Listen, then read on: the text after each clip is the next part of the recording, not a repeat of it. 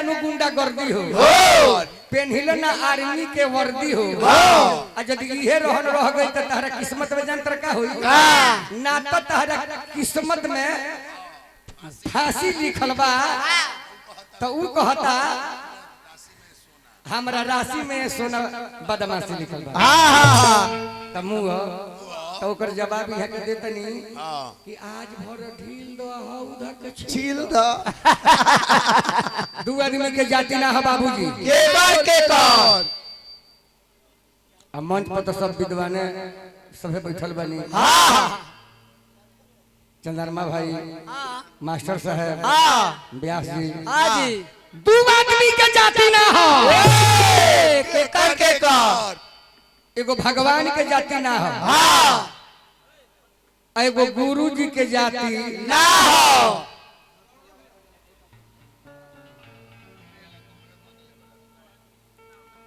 विद्यालय में मास्टर साहब पढ़ावत बनी नु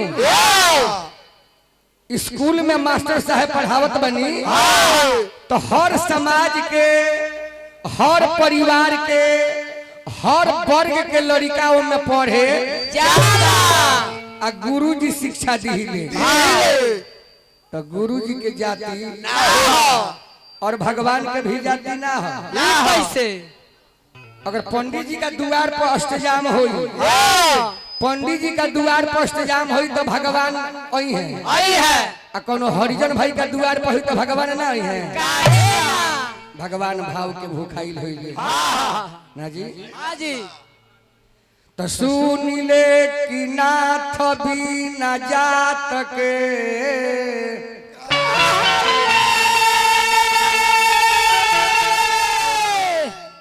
भगवान बिना जात के कहैले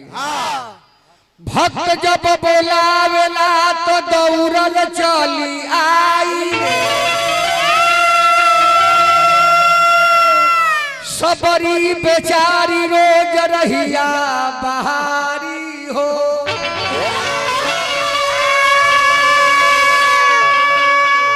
तो सबरी के जूठ पैर जाके रौरा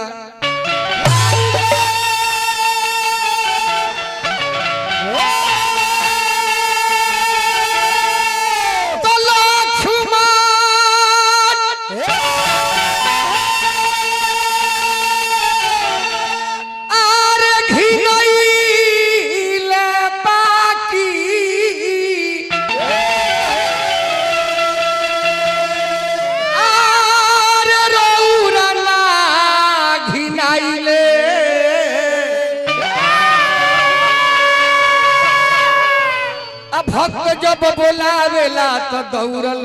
चली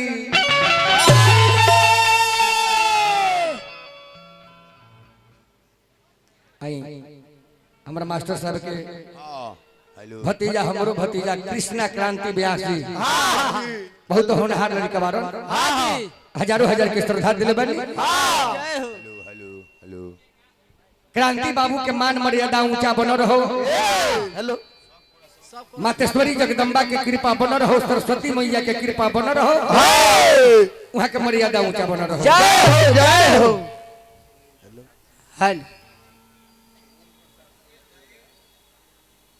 आई भाई हमारा सुनील प्रसाद सूर्यपुरा हजारों हजार के श्रद्धा दिले बनी मर्यादा पगड़ी ऊंचा बन रहो दुर्गा माई से गोर लगाओ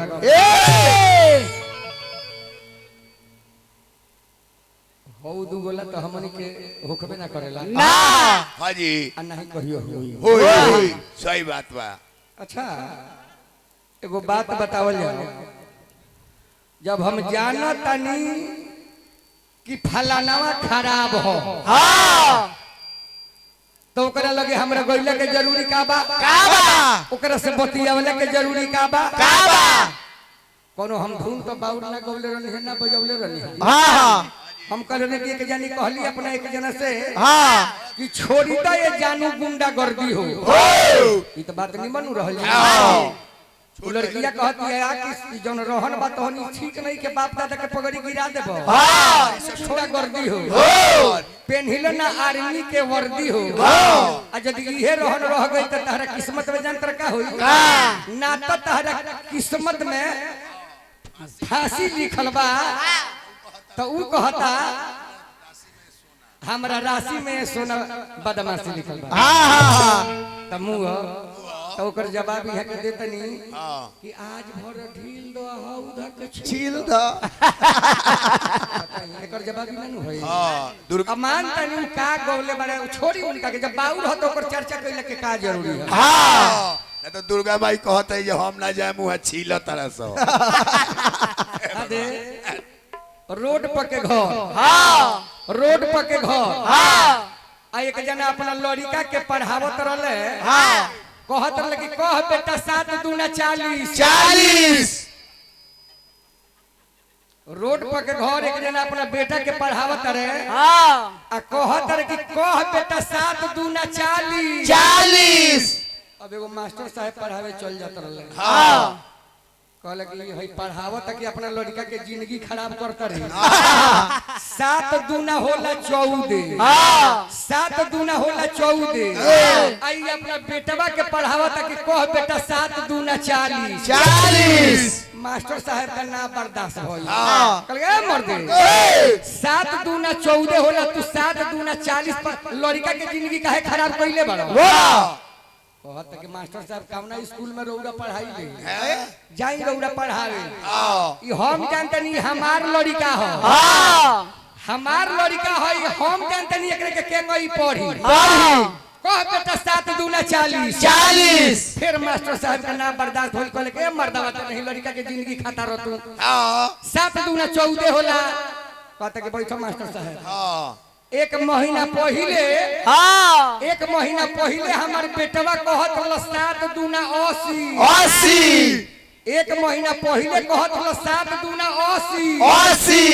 एक महीना मेहनत कइले बानी त 7 दूना 40 पे आइल बा। 10-15 दिन आउर लागी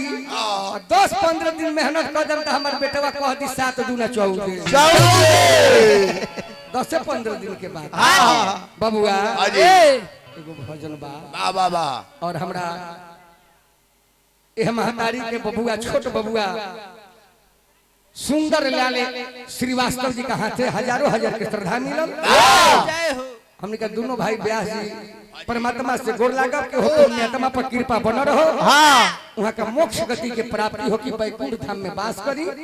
आ जौन बाग फुलवारी लगा के महतारी गइल बानी रौरा आशीर्वाद रखब कि दुआरा के भाग और आंगन के सुहाग चमकत रहे। हरि जी हो